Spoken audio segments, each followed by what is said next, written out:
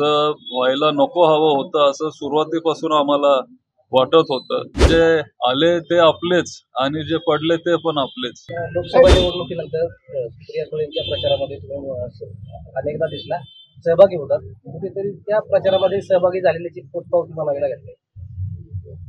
आता तुम्ही काय की अजून हे काही झालेलं नाहीये, त्याच्यामुळे जर झालं तर मग आपण काय बघू ना तेव्हा. आज त्याच्यावर काय मी काय बोलू शकतो, पण तुम्हाला जो अर्थ काढायचा आहे ते तुम्ही काढू शकता.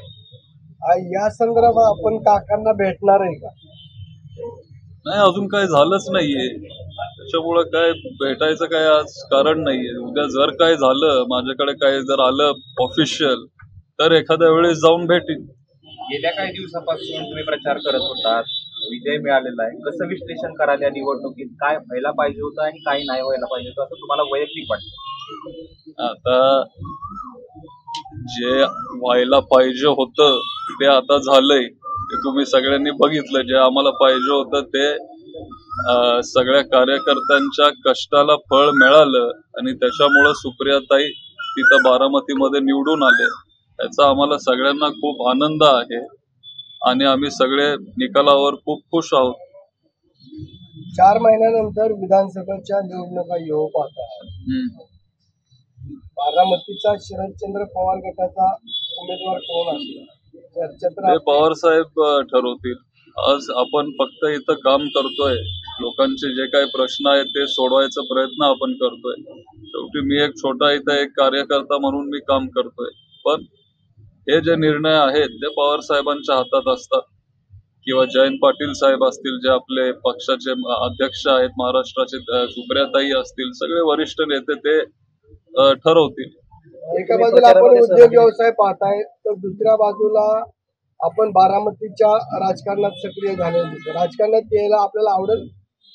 राजकारणचा अजून विचार केला नाहीये, पण आमचं सगळं कुटुंब मग ते पूर्वीपासून असेल, मग बाई असतील किंवा आप्पासाहेब पवार असतील, माझे आजोबा अनंतराव पवार असतील, आम्ही नेहमी सामाजिक कामं पण करत आलोय आणि त्याच्यामुळे काय हे मला वेगळं काय वाटत नाही.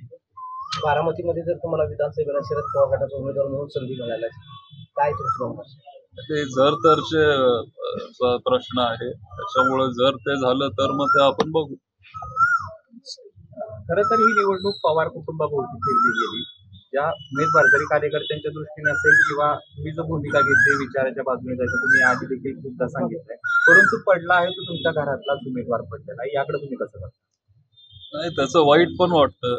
शेवटी माझे काकी आहेत ते, आणि असं व्हायला नको हवं होतं असं सुरुवातीपासून आम्हाला वाटत होतं, आणि त्याच्यामुळं एका अँगलनी आनंद पण आहे की सुप्रियाताई आत्या निवडून आले.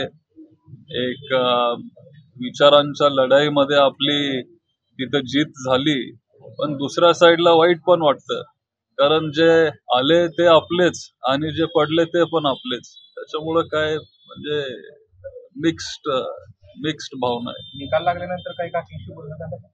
अजून नाही, पण काय आता बघू. विधानसभेला देखील असं चित्र पाहायला मिळेल पवार विरुद्ध पवार? ते आता सांगता येणार नाही, मला वाटत नाही. पण शेवटी साहेब आहेत, ताई आहेत, जयंत पाटील साहेब आहेत, सगळे वरिष्ठ नेते आहेत, ते ठरवतील. महाराष्ट्रातील सर्व बातम्यांचे विश्वासार्ह व्यासपीठ, सकाळच्या सर्व सोशल मीडिया प्लॅटफॉर्मला लाईक, फॉलो आणि सबस्क्राईब करा. तसंच सर्व नोटिफिकेशनसाठी बेल आयकॉन प्रेस करायला विसरू नका.